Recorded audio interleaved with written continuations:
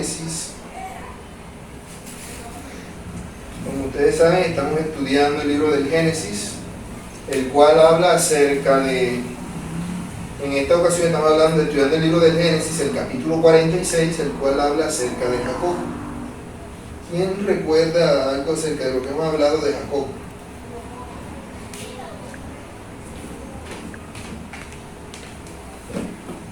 Pues habíamos hablado toda la historia de Jacob, desde su descendencia hasta donde ya el pueblo se formó con las tribus de los hijos de él, y después que él volvió a donde no me acuerdo el nombre, donde él volvió para reencontrarse con Dios, y hasta ahí voy. Muy bien, como ya hemos dicho, la vida de Jacob la dividimos en 4 partes. Vemos que la Biblia la divide más bien en 4 partes, 4 momentos en especial. Primero, la etapa de Jacob como joven, como soltero, que es el tiempo que él vivió con sus padres Isaac y Rebeca.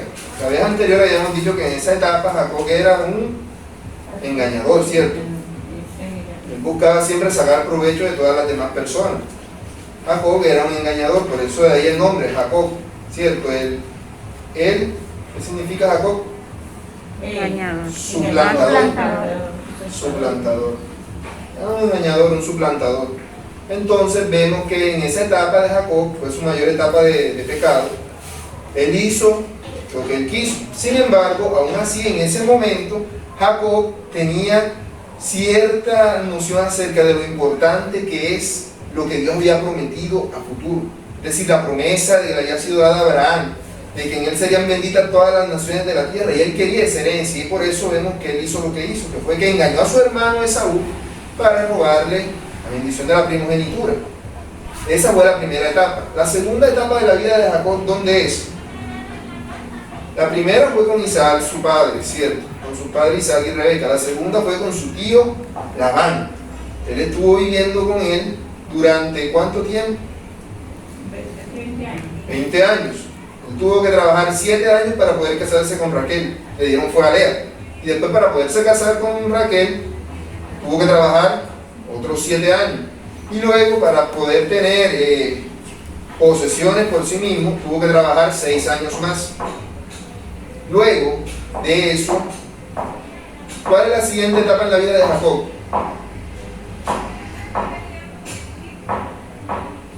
Cuando él regresa, se encuentra con su hermano Esaú. Digamos que hay un perdón entre ellos, él teme, pero el hermano O sea, una reconciliación, se ¿cierto? reconcilia, sí. O sea, una reconciliación entre Jacob y su hermano Esaú, a quien él había engañado. Esta es su tercera etapa, la etapa de él ya como un patriarca como tal. Él regresa a la tierra prometida, porque él no estaba en la tierra prometida, él fue a la casa de su tío Labán. Ahora regresó a la tierra prometida, ¿cierto?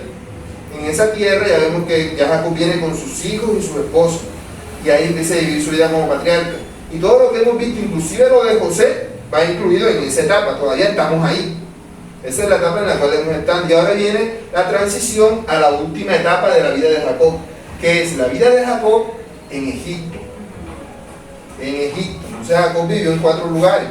Primero vivió con sus padres en la tierra de Canaán, ¿cierto? Luego vivió en los terrenos de Padán Aram, donde vivía su tío Labán. Luego regresó a Canaán, pero ya no a la tierra de su padre, al menos no al principio, sino que él vivió de forma nómada en diferentes lugares, fue moviéndose. Y ahora viene el último lugar, que es hacia Egipto. ¿Qué tienen en común todos estos momentos de transición en su vida? ¿Qué pasa siempre que él hace esa transición en su vida? ¿Qué pasó la primera vez que él hizo la transición de la casa de su padre a la casa de su tío? Se va huyendo. Por eso, ¿pero qué le aconteció?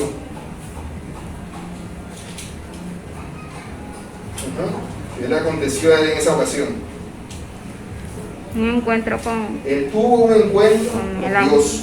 Él vio una escalera que subía al cielo y ángeles que subían y bajaban de ella, ¿cierto? Cuando él regresa de la casa de su tío Labán otra vez a la tierra prometida, o sea, cuando hace ese cambio, esa etapa, ¿qué acontece? vuelve a tener otro encuentro con Dios. Dice que él estuvo orando porque estaba preocupado por el encuentro con su hermano y Dios se le apareció, ¿cierto? En forma de un varón, que dice que estuvo peleando con él toda la noche. O sea, que tuvo un encuentro con Dios, que de hecho le cambió el nombre. Digo que ya no se llamaría más Jacob, sino Israel. ¿qué significa? Padre de la nación. Ese es Abraham. De Israel, vencedor. No sé. Israel significa el que vence, el que lucha con Dios y vence. Vencedor. Porque él venció a Dios como en oración. Que él estuvo toda la noche luchando con Dios y no fue sino hasta que cayó de rodillas, suplicando y diciendo, no te suelto hasta que me bendiga. Fue que él venció, porque entonces Dios le dio la bendición y le cambió el nombre. Ahora, cuando él hace esa transición de la tierra de Canaán para irse a Egipto, él vuelve a tener un encuentro con Dios. Él vuelve a tener un encuentro con Dios. Este encuentro, a diferencia de los otros, vemos que en este encuentro ya Jacob no es la persona que era. Cada encuentro que Jacob ha tenido con Dios, que esos no son los únicos encuentros, pero son los más significativos. También está el de cuando él deja la tierra de Siquén y se va a trabajar, que ahí es cuando él decide apartarse por completo de los ídolos y es cuando empieza a cumplir su rol como patriarca. Pero estos encuentros en particular han tenido que ver con la promesa dada a Abraham, porque cuando Jacob se fue, la escalera, Dios se le aparece y le dice que debería de bendecir su generación, de manera que en él se cumpliría la promesa de que serían una gran nación. Cuando él regresa, Dios le cambia el nombre por Israel, que sería el nombre que llevaría esa nación. Y ahora cuando él va a la tierra de Egipto, ¿qué él hizo? Él fue al lugar en el que sus antepasados, Abraham y Isaac, habían hecho altar a Jehová, e hizo altar a Jehová. Él adoró a Dios en Berseba. Y cuando él adoró a Dios en Berseba, ¿qué aconteció? Dios mismo se le manifestó otra vez y le confirmó lo que él estaba haciendo. Él tenía miedo porque dijo, mis ancestros, Dios le prohibió a mis ancestros que fueran a Egipto en plena hambruna, y estamos en hambruna y yo voy para Egipto. Aunque él había dicho que iba a ver a su hijo José, él decidió antes consultar con Dios, que fue lo que vimos que aprendimos la vez anterior, ¿cierto? La importancia de consultar con Dios antes de actuar.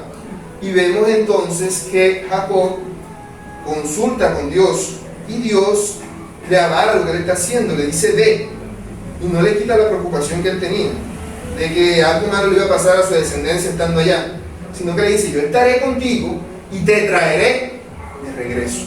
Dios le dice te traeré de regreso. Entonces vemos que Dios le promete ir con él y traerlo una vez más. Dios se manifestó a Jacob y le prometió eso. Y en este pasaje entonces vemos cómo la bendición de Dios está obrando en la vida de Jacob. Está orando en la vida de Jacob. Y eso nos va a demostrar entonces ahora diciéndonos cómo se ha multiplicado Jacob en todo este tiempo. Así que le damos el pasaje. Génesis capítulo 46, versículos del 5 al 27. Y se levantó Jacob de Berseba y tomaron los hijos de Israel a su padre, Jacob y a sus hijos y a sus mujeres en los carros que Faraón había enviado para ellos.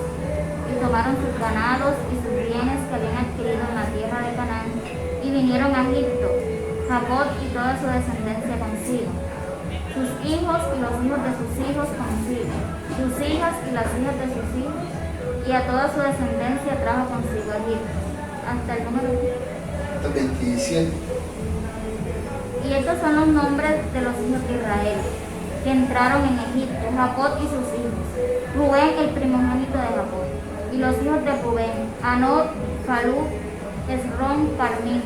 Los hijos de Simeón, Jemuel, Jamil, Oad, Jaquín, Joar, Soar, Saúl, hijo de la Cananea. Los hijos de Leví, Gerson, Joab y Merari. Los hijos de Judá, Onán, Sela, Fares y Sara. Mas y Onán murieron en la tierra de Canaán, y los hijos de Fares fueron Esrón y Amul.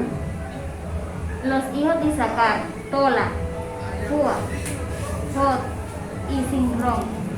Los hijos de Zabulón, Seret, Elón y Jatleel. Algo así se llama. Estos fueron los hijos de Lea, los que dio a luz a Jacob en Padán Aram. Y además su hija Dina, 33 las personas todos de sus hijos e hijas. Los hijos de Gad, Sifión, Agui, Esbón, Surí, Elí, Arodí y Areí. Los hijos de Aser, Imna, Isúa, Isuí, Berí y Sera, hermana de ellos. Los hijos de Bería, Eber y Malquiel. Estos fueron los hijos de Silpa, la que Labán dio a su hija Lea y dio a luz estos a Jacob. Por todas 16 personas, los hijos de Raquel, mujer de Jacob, José y Benjamín. Y nacieron a José en la tierra de Egipto Manasés y Efraín, los que le dio a luz a Senat, hija de Potifera, sacerdote de On. Los hijos de Benjamín fueron Bela, Bequer, Asbel, Gera, Naamán, Ei, Ros, Mupín, Upín y Ar. Estos fueron los hijos de Raquel, que nacieron a Jacob por todas 14 personas. Los hijos de Dan, Uzín. Los hijos de Neftalí, Hadsel, Guni, Geser y Silén. Estos fueron los hijos de Ilja, la que dio Labán a Raquel su hija, y dio a luz estos a Jacob por todas 7 personas. 25. 7. Todas las personas que vinieron con Jacob a Egipto, procedente de sus lomos, sin las mujeres de los hijos de Jacob, todas las personas fueron 76. Y los hijos de José que le nacieron en Egipto, 2 personas. Todas las personas de la casa de Jacob que entraron en Egipto fueron 70. Muy bien. Como podemos darnos cuenta, esa es otra genealogía. Porque ya antes en Génesis hemos visto muchas de estas, sino que hacía rato ya que no veíamos una genealogía. Esta es la última generación o última genealogía que vemos, descrita de esta forma, porque nos está describiendo entonces el paso de quiénes son las personas de Jacob, de Israel, que van de la tierra de Canaán hacia Egipto, ¿cierto? Por eso vemos todos esos nombres. Como son de esa cultura, por eso vemos que algunos son difíciles de pronunciar. Son los nombres de toda la familia de Jacob. Jacob hace ese viaje sin dejar ningún cabo en Canaán, sin dejar ningún cabo suelto en Canaán, sin dejar nada en Canaán. O sea, ellos se lo traen todo. O sea, están diciendo de aquí, ya aquí no volvemos por ahora. Dios nos está llevando. Es decir, eso está demostrando la fe que Jacob tenía en lo que Dios le acaba de decir. Porque Dios le acaba de decir antes de eso que él debía ir a Egipto. Y él obedeció. Él obedeció. Pudo haber pensado, no, pero esto, pero lo otro. No, pero él dijo, Dios me dijo que hiciera esto. Y él ya había aprendido que debía obedecer a Dios. Claro que él tenía ganas de ir, pero una cosa era que él fuera a ver a José y otra cosa que fuera a ver a José y se quedara viviendo allá. Y era dejarlo todo por irse hacia allá. Eso era lo que él estaba haciendo. Jacob ya no era precisamente un muchachito para ese entonces, ¿cierto? Vemos que se nos mencionan a los nietos de Jacob. Y si es que no tenían bisnietos ya también, o por lo menos en camino. Vemos que Jacob es una persona mucho mayor. De hecho, sus hijos son los que tienen que subirlos a él en los carros en los que José mandó para que él pueda andar, porque ni siquiera él solo podía ya.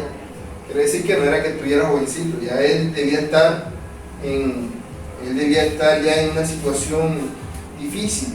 Además de que, claro, él tenía el inconveniente que tenía que se había dislocado en esta zona. Bueno, entonces, vemos que Jacob emprende el viaje. Él emprende el viaje ¿con quién? Con toda su descendencia, con toda su familia. Entonces la Biblia nos lista quién es su familia. ¿Quién es su familia? ¿Quién es su familia? Primero tenemos a los hijos ¿de quién? Si todos son hijos de Jacob, entonces van a listarlos por las madres de sus hijos. Primero mencionan a los hijos de Los de Lea, Lea. que fue la primera. Exacto, pero en el orden de su nacimiento, pareciera, pero en el orden de su nacimiento. En realidad estamos viendo el orden de la jerarquía que ellos tenían. ¿Quiénes son estos hijos? Rubén. Rubén es el primogénito, el hijo mayor de Jacob. ¿Qué sabemos de Rubén? ¿Por qué Rubén no sería el que recibiría la bendición de Dios, la primogenitura? Él se acostó con la mujer del papá, ¿no? Exacto, él se acostó, como dice usted, con la esposa de su padre, de manera que deshonró a su propio padre. Y por eso él fue indigno de la bendición que sería sobre su familia. Sin embargo, él seguía siendo miembro de la familia de Jacob. ¿Él tuvo cuántos hijos? Rubén. 4. 4 hijos, ¿cierto? Tuvo 4 hijos. El segundo hijo sería Simeón. Si Rubén iba a ser el primogénito, iba a ser el que le daría las bendiciones de la primogenitura, ¿quién sería? El segundo, que sería Simeón. Pero Simeón, por lo que ya hemos visto, no fue. ¿Por qué? ¿Qué hizo Simeón? Él no fue uno de los que participó bastante en la matanza de los terrenos De Siquén, ¿cierto? Él y su hermano, el que sigue la lista, Levi, fueron los que dirigieron el ataque a Siquén, donde se habían llevado a la hermana de ellos, a Dina. Ellos fueron los que fueron a vengarse y mataron a todo el mundo sin tener que ver con nada, deshonrando aún más a su padre y en nombre de su familia. Simeón tuvo ¿cuántos hijos? 6. Tuvo 6 hijos. Y hacen una mención especial a un tal Saúl que dicen que es hijo de la cananea. Eso es raro porque no especifican, ay, ¿por qué se menciona eso de ese muchacho? No se nos dice.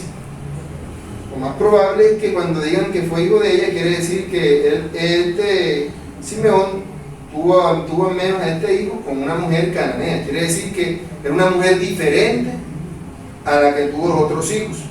Probablemente quiere decir, como se dice la cananea, quiere decir que no era su esposa. Ni siquiera se le menciona un nombre, ni se le hace alusión a ella. Tuvo hijo con esta mujer. Y entonces tenemos al cuarto hijo, Judá. Judá, si los otros 3 que eran mayores que él perdieron el derecho de la primogenitura, Judá sería Leví, ¿cierto? No, pero ya como ya he hablado de Leví, tuvo 3 hijos, ¿no? Igual es uno de los que participó en la matanza de Siquén, junto a Simeón, de los que dirigió esa matanza. Judá fue el que recibió la bendición de la primogenitura. Judá tuvo ¿cuántos hijos? 2. Tuvo más. ¿Cuántos hijos? 7, pero 2 murieron. 7. Después no tuvo más. 7 hijos. Judá tuvo 7 hijos. ¿Cómo dice el texto? Estoy contando los que tiene. Por eso, pero ¿cuáles son hijos de él? Judá fue el que la Onán, Sela, Fares, Sara, Onán, Murieron. que murieron. Y los 5, ¿cierto? Tuvo 5 hijos. Y al final mencionan a 2 nietos. Ahí que se mencionan. Cuando hablan de Esrom y Hamul. Ellos eran hijos de Fares. Porque recordemos que él tuvo 5 hijos. Los 2 mayores pecaron contra Dios y murieron. Él era muy malvado y dice que Dios lo mató. Y Onán no quiso darle descendencia a su hermano y dice que Dios también lo mató.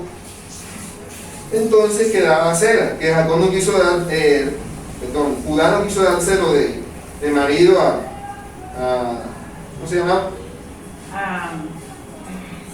el nombre de la muchacha. Sura, ¿no?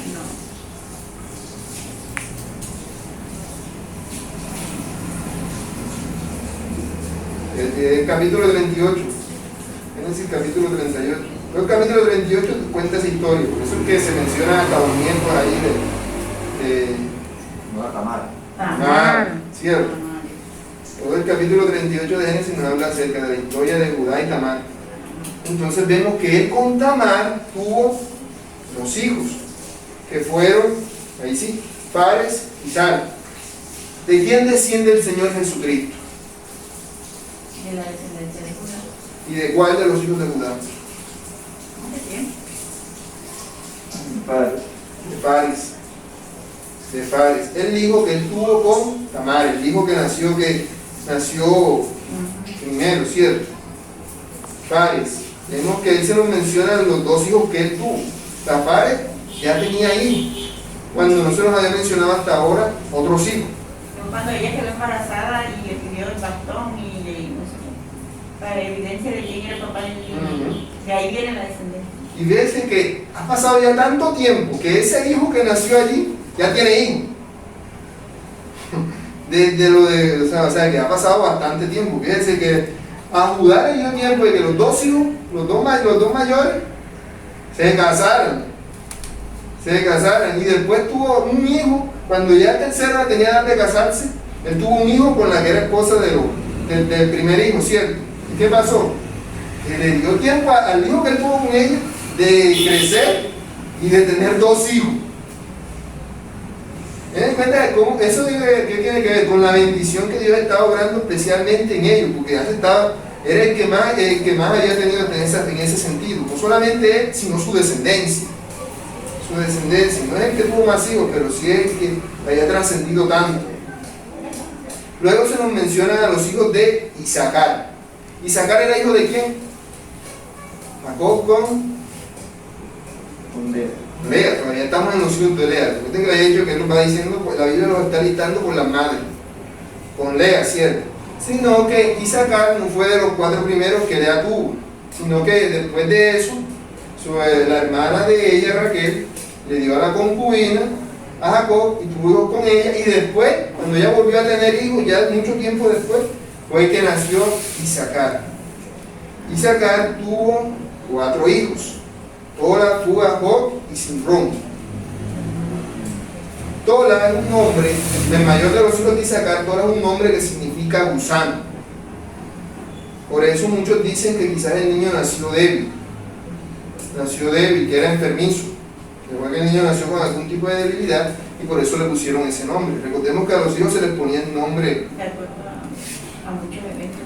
exacto, de acuerdo a los sucesos. Recuerda que a Benjamín hasta le iban a poner hijo de mi sufrimiento, le quiso poner la madre, y Jacob se lo cambió, ¿cierto? Por Benjamín, que era hijo de su mano derecha, el hijo más importante.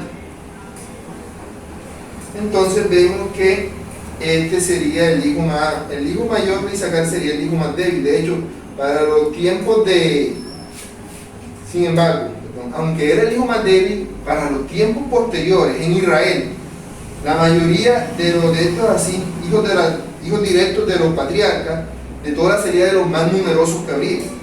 En Primera de Crónicas se nos menciona que llegaban a 36.000 los que eran soldados en el ejército de David, nada más descendientes de Tola. Porque no solamente guardaban el nombre en la lista del patriarca, sino de qué línea, de la línea del patriarca, hijo de tal, hijo de cual, hijo de cual, hijo de cual, hijo de Tola, hijo de Isaacar, hijo de Jacob. Iban llevando la cuenta, porque eso era muy importante para todos los judíos, saber de quién venía su descendencia. Luego se nos menciona entonces a Zabulón. Zabulón tuvo 3 hijos, Sereg, Elón y Jalel.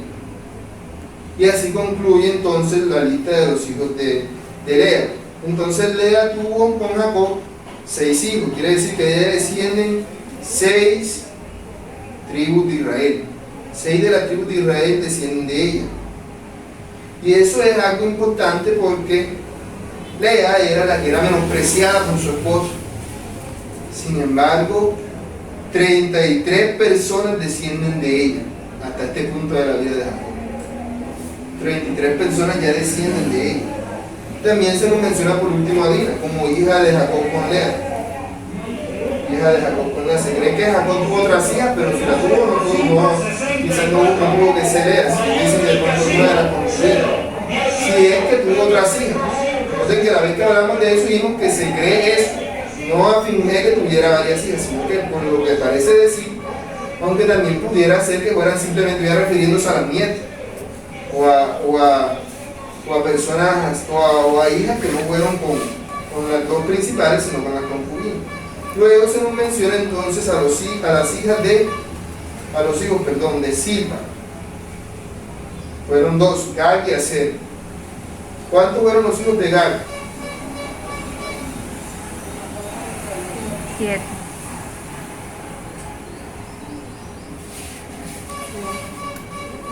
¿Cuántos? 7. De Gag. Sifón, Agi, Esbón, Sunier y Arod y Areli. Muy bien, tuvo 7 hijos. Y Aser,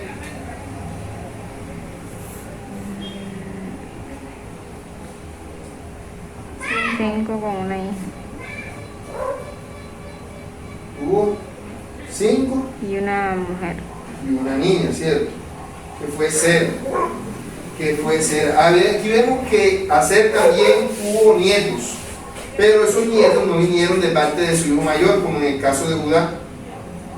En el caso del hijo mayor con Tamar. Ese es el nombre de Tamar. En el caso del hijo mayor con Tamar, sino que estos hijos fueron ya de su tercer hijo, de Beria, Elías. De manera que Silpa fue madre de 16 personas, juntando entonces a los hijos, a los nietos y a los bisnietos. Los nietos de los hijos obviamente son los bisnietos de Jacob. Luego dice los hijos de Raquel, la esposa favorita de Jacob. Silpa. José y Benjamín. José y Benjamín. Con Silpa entonces tuvo 16 y con Raquel vemos que se mencionan primero los dos mayores, ¿cierto? José y Benjamín, los dos hijos directos, tienen la descendencia de ellos. Vemos que se pasó de la criada a la señora otra vez, porque dijeron a Lea y a su criada. Ahora viene Raquel y la criada de Raquel. No es lo que la Biblia está dando a cómo aparece. Entonces dice que ella fue su hija favorita, como ya sabemos, y tuvo dos hijos, José y Benjamín. ¿Cuántos hijos tuvo José? 2, que fueron Manasés y Efraín. Es interesante estos dos hijos porque si nosotros leemos la distribución de las tribus de Israel, a José no se le dio una tribu, sino que se dio una tribu para Manasés y una tribu para Efraín. Cada uno de sus dos hijos contaron como hijos de Jacob. De hecho, se les da el trato como si Jacob los hubiese adoptado como hijos de él. De manera que serían 13 hijos. Sacando a José de la genealogía, porque ahora José técnicamente contaba como egipcio. Y como estos todavía estaban pequeños, entonces hace alude de que ellos fueron como si Jacob los adoptara. Y llegaran a ser parte entonces directamente de su familia, aunque obviamente ya lo eran, sino como si ascendieran de nietos ahí, en cuanto a la herencia. De manera que a José se le dio una doble herencia. A todos se les dio la herencia que les correspondía por ser hijo. A José se le dio la herencia doble, una por cada hijo, dándole en cuanto a la bendición de lo material, se le dio a José, en el sentido de que él recibiría la multiplicación de la que se ha venido hablando hasta ahora. De hecho, para los tiempos del rey David, ¿cuál era la tribu más grande de todas? La tribu más grande de todas sería la tribu de Efraín. Después de que Salomón se muere, Israel se parte en dos: Israel del norte, Israel del sur, que se llama Judá. Israel del sur estaba conformado en su gran mayoría por los descendientes de Judá, pero Israel del norte, aunque eran las otras 10 tribus, en realidad estaba conformado en su gran parte por descendientes de José, por la tribu de Efraín. Era la tribu más grande de todas, tanto así que en varias partes de la Biblia Dios se refiere a Efraín para hablar de Israel del norte. Dice que Efraín, hijo mío, refiriéndose a todo el país, porque serían tan numerosos que aún se les conocería de esa forma, porque recibirían esa bendición. Ahora, José recibió la bendición de la multiplicación, pero el liderazgo de la familia lo seguía teniendo Judá, porque eso no lo recibió José. De hecho, José quedó como alguien aparte. La bendición de la familia seguía estando en Judá. Él fue el que heredó el título de líder de la familia. Quedaría como señor de los hermanos. Aunque obviamente José, pero era porque José era alguien importante en la tierra en la cual ellos iban, y era señor de todo, aún de su padre. O sea, José era señor aún de su propio padre. Y ahora vemos que después de su padre, quien seguía el liderazgo era Judá. Él sería el que lideraría a sus hermanos a partir de ahora. Qué cosa que había venido haciendo. Y aquí tenemos una de las cosas bastante, ¿cómo decirlo?, insólitas. Yo vi cuando leí esto, los hijos de Benjamín. Porque se nos mencionan a los hijos de Benjamín. ¿Cuántos hijos tuvo Benjamín? 10. ¿Cuántos? 10. 10 hijos. 10 hijos. Eso no sería problema si esta fuera una genealogía, como hemos visto en otras ocasiones, que esto es como contándole al final de su vida, como que al final, con todos sus hijos llegó a tener 10. El problema es que al final de todo el pasaje que leímos se nos mencionan que fueron 70 personas. Y para que sean 70 personas, tienen que contar todos los hijos de Benjamín. Por eso hay quienes dicen que Benjamín ya tenía todos sus hijos para este entonces.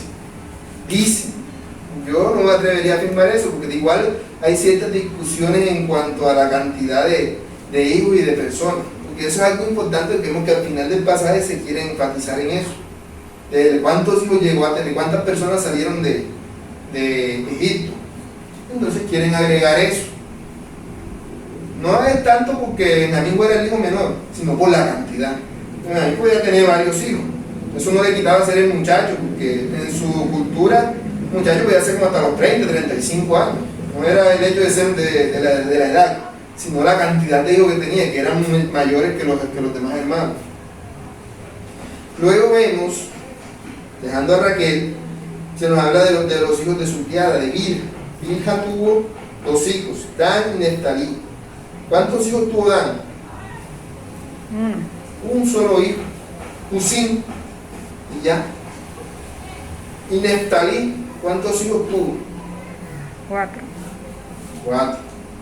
Aser, Guni, Geser y Silén. De manera que Bilha fue madre de 7 personas. Entonces, vemos que ahora se nos menciona la cantidad de personas que salieron de Egipto. ¿Cuál era la descendencia de Jacob? ¿Cuánta era en cantidad la descendencia de Jacob?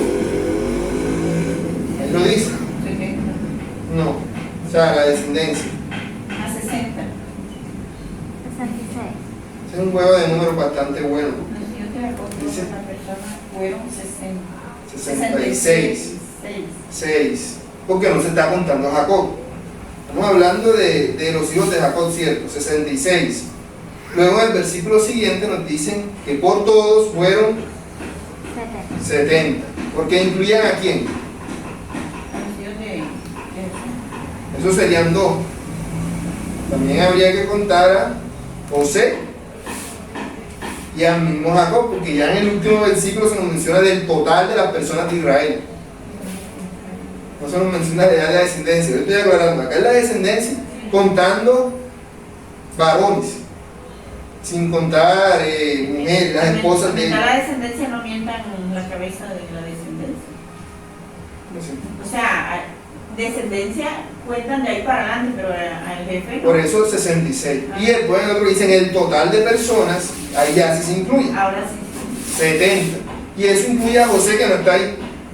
Porque dicen la cantidad de personas que acabaron estando en Egipto, de cantidad de israelitas. Ahí entraría José entonces en la cuenta, como el número total. Entonces vemos que el número es 70, por todo.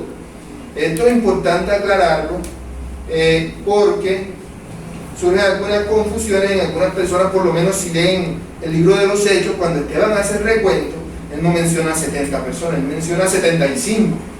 Entonces, si uno está leyendo, si uno se pregunta, pero si acá dice que 70, porque acá dice que 75, y puede entonces surgir la confusión. ¿En qué caso se está contradiciendo? Y no es eso. Lo que pasa es que el conteo lo hicieron diferente los que tradujeron la Biblia con el paso de los tiempos. el tiempo, para el tiempo de los Hechos de los Apóstoles, ellos ¿qué Biblia utilizaban? Utilizaban una que se llamaba la Septuaginta, la Biblia de los 70, una Biblia ya griega, hecha por griego, traducida, perdón, por griego. Y ellos entonces incluían en la cuenta también a las esposas, a los criados, iban con ellos, y ponían 75. Entonces, por eso, como ellos allá citan en esa versión, por eso dicen 70, por eso Esteban dice 75.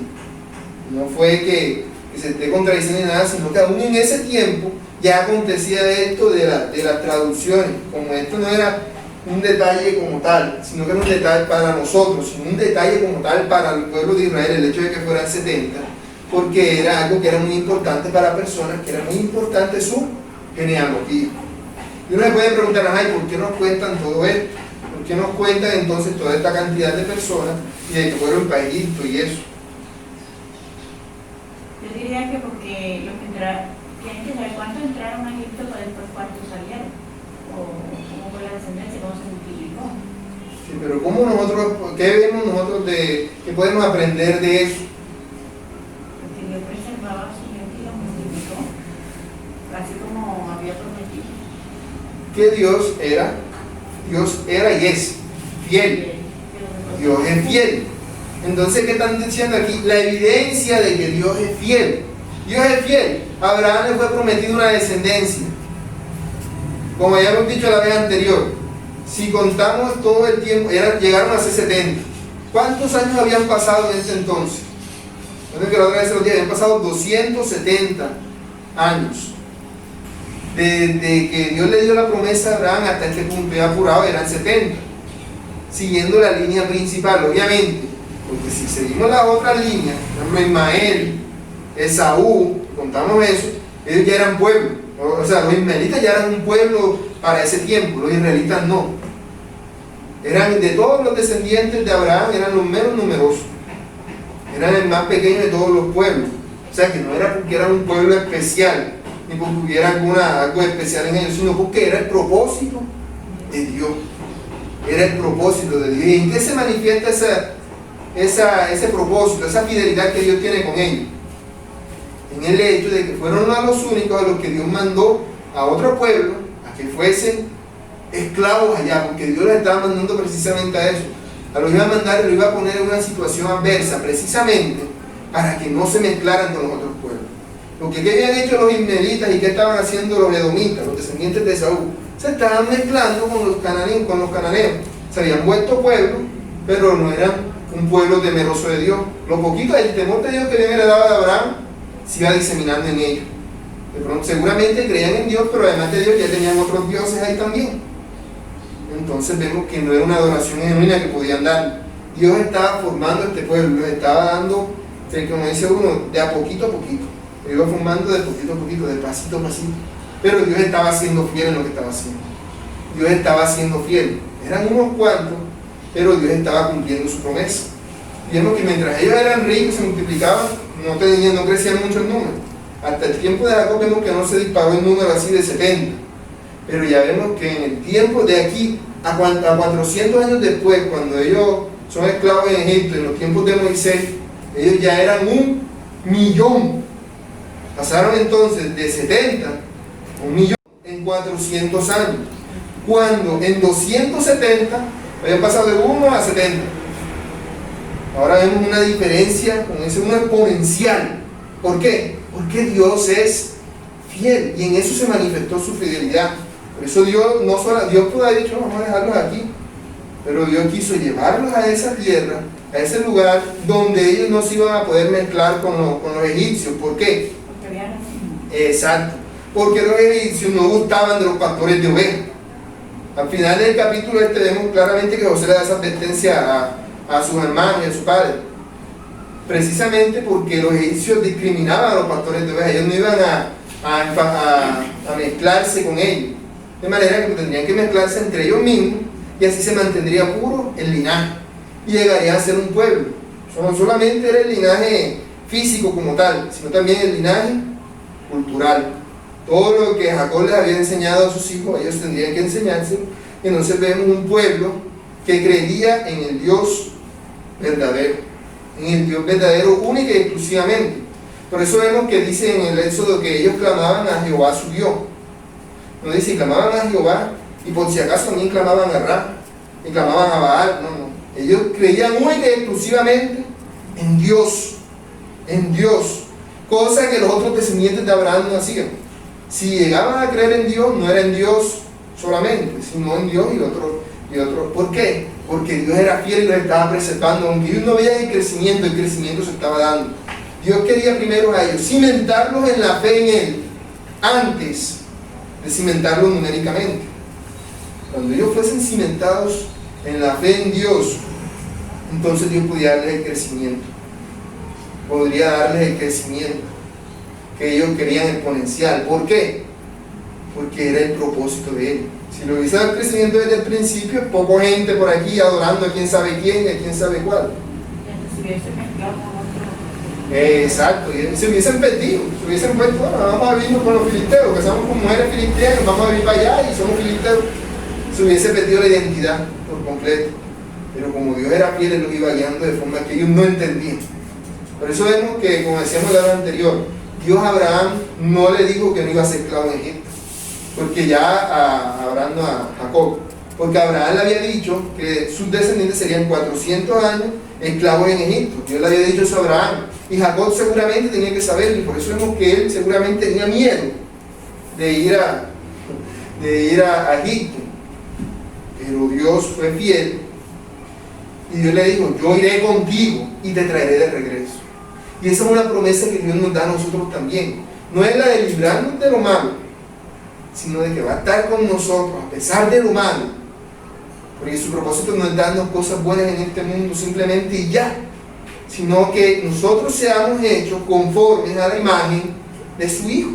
Por eso el pueblo de Israel no creció mientras estaba en Canaán, donde les iba bien, sino en Egipto, donde los esclavizaron. Allí fue donde se multiplicaron en gran manera por la fidelidad de Dios. Cuando vino la adversidad fue cuando ellos crecieron. Y eso es lo que nosotros vemos que acontece con la historia de la iglesia. Si uno mira la historia de la iglesia, ¿qué pasa? Cuando la iglesia es perseguida, cuando la iglesia es atacada y asolada, la iglesia crece. Así es como ha sido a lo largo de la historia. Y cuando la iglesia está cómoda y está tranquila y cómoda, ¿qué pasa? Puede que crezca, pero crece alejada de Dios y salen con otras cosas y se terminan desligando de la fe verdadera. Se terminan desligando de la fe verdadera. Por eso nosotros no nos preocupamos tanto por los números, ¿cierto? Porque Dios es fiel. Y si Dios quiere cimentarnos a nosotros a que seamos nada más 6 personas, o sea, hasta que menos de nosotros ya son viejitos, y nada más sean unos cuantos, igual Dios sigue siendo fiel. Y si Él quiere, puede expandirnos en un momento de un día para otro. Y si no, seguimos siendo unos cuantos. Pero lo importante es que seamos hechos conformes a la imagen de su Hijo. Así como Dios obró en los israelitas, obra en nosotros. Él nos va moldeando poco a poco. Nos va moldeando poco a poco. Si nos creciéramos bastante en un momentico, podríamos salir entonces predicando cualquier cosa. Y ya uno empezaría a preocupar, pues es que si predico esto, entonces la gente se va a ir. Mezquita, de pronto eso podría llegar a preocuparme a mí, y no sé, ya diría, no, ya no voy a decir esto, por no. Pero entonces Dios, ¿qué hace? No, primero así, para que vayamos siendo formados, para que no nos preocupemos por esas cosas genuinamente, para que entonces cuando ya verdaderamente tengamos a Cristo como nuestra meta absoluta, no solamente de palabras, sino de convicción, entonces Dios va dando el crecimiento numérico, que eso lo da Dios porque Él es fiel conforme a su propósito. Y es que debemos tomar en cuenta entonces que lo más importante siempre es la gloria de Dios. Normalmente, ¿qué piensan las personas? Que lo más importante es que Dios a mí me sane, me cubre, me enriquezca. Exacto. Que me mantenga feliz. Que les dé la felicidad. Y esa felicidad es falsa, porque si los enriquecen no van a ser felices. Y si los sanan no van a ser felices. Y aun si creyeran que son felices, cuando se mueren se van al infierno. ¿Y a dónde les llegó la felicidad? Ese era el peligro de los israelitas. Y ese es el peligro nuestro. Por eso es que nosotros damos gracias a Dios, porque Él es fiel para con nosotros. Aunque nosotros no lo veamos así. Dios está siendo fiel. Por eso debemos ser agradecidos con Él. Debemos ser agradecidos con Él en todo lo que hacemos. ¿Alguna pregunta o comentario extra de esa sección? Ahí se ve el plan de Dios, todo perfecto, Él quería esto perfecto. Empezó con poquitas personas, empezó con una, porque era grande. Y la promesa que le hizo, ahí se vio cómo preservó su gente y después la multiplicó cuando ya él vio que se podía multiplicar y no antes. Pero que preservó su gente y hasta el día de hoy todavía están en esa lucha. Y Abraham no era una persona temerosa de Dios. Él era un pagano como todos los demás. Y Jacob. Igual que nosotros. Y Jacob también era engañador y que lo moldeó. Y así somos nosotros. Nosotros no es que, por lo menos los que estamos aquí, no venimos de un hogar cristiano. No. Y aún así, Dios nos está.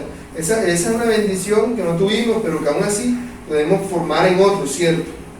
Aunque ya no vayamos a tener, aunque no lleguemos a tener hijos, aún así podemos enseñar a otros la palabra de Dios y compartir la palabra de Dios. Dios obró de una manera tan maravillosa tanto en la vida de Jacob como en los hijos, porque los hijos hicieron cosas bastante malas, pero cuando llegaron a Egipto, ya que se enfrentaron con su hermano, ya pues la Biblia nos enseña que ellos ya no eran los mismos, ¿cierto? Y ellos no tenían ese mismo pensamiento también de rebeldía, de asesino, porque ellos fueron asesinos, hicieron bastante daño. Y Dios también obró en esos hijos. La verdad es que Dios no tiene limitación por la maldad de la persona. Que ese es un asesino, que ese es un violador. No, Dios perdona, que se arrepiente sinceramente, no tiene que ver con sus pecados. Cuando elija a una persona la saca de la oficina. Exacto. Entonces vemos que Dios es fiel y es poderoso, ¿cierto? Dios es fiel y es poderoso. En la Biblia además nos relatan la historia de Judá, de cómo fue el proceso de transformación de él. Como ya dije, el capítulo 38 de Génesis. A los hermanos no se nos menciona, pero sí está implícito, ¿cierto? Sino que como Judá era el que llegó a ser el líder, se nos hace ese énfasis en él y en ese proceso. Si así aconteció con él, algo tuvo que haber acontecido en la vida de los otros hermanos para que ellos también llegaran entonces a ser las personas que eran, que se preocupaban por su padre. Cuando eran jóvenes no lo hacían. Dios estaba obrando, aunque ellos no lo vieron, aunque nadie lo vio, Dios estaba obrando. Así Dios está obrando en nosotros. Por eso nos pasan las cosas malas que nos pasan a veces. Uno no sabe ni por qué, ni por qué aconteciendo, pero es para nuestro bien. Igual sea lo que sea, uno no puede cuestionar la soberanía de Dios en nuestras vidas, en las cosas que nos pasan a nosotros. Simplemente pensar en su bendición, pensar en que Él nos va a fortalecer para nosotros asumir pues lo que se esté presentando. Así es. Bueno, si no hay más preguntas o nadie quiere decir nada más, vamos a orar para terminar el estudio. Señor, te damos gracias por tu misericordia para con nosotros. Gracias, Padre, porque tú has sido fiel, porque tú nos has concedido, Señor, el privilegio de llegar a ser parte de tu pueblo. Te pido, Dios, que nos concedas día tras día el ser hechos conformes a la imagen de tu Hijo, el ser hechos conformes a la imagen de tu Hijo, el ser hechos conforme, Señor, a tu misericordia, conforme a tu fidelidad. Padre, guárdanos de nosotros mismos y de nuestra propia maldad, Señor. Así como los hijos de Jacob, que eran personas malvadas, aún hay maldad en nosotros, Señor, que se manifiesta a través de los pecados que cometemos contra ti, que aún hoy cometemos contra ti, Padre bueno.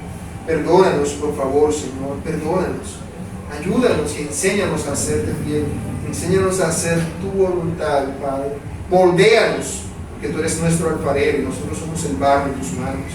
Moldéanos a tu imagen, a tu semejanza, para tu gloria, amado Dios, para tu gloria. Por eso, Señor, te alabamos. Por eso te bendecimos y te exaltamos, porque tú eres fiel, grande y maravilloso Dios. A ti sea la gloria. A ti nos encomendamos en Cristo, tu Hijo. Amén.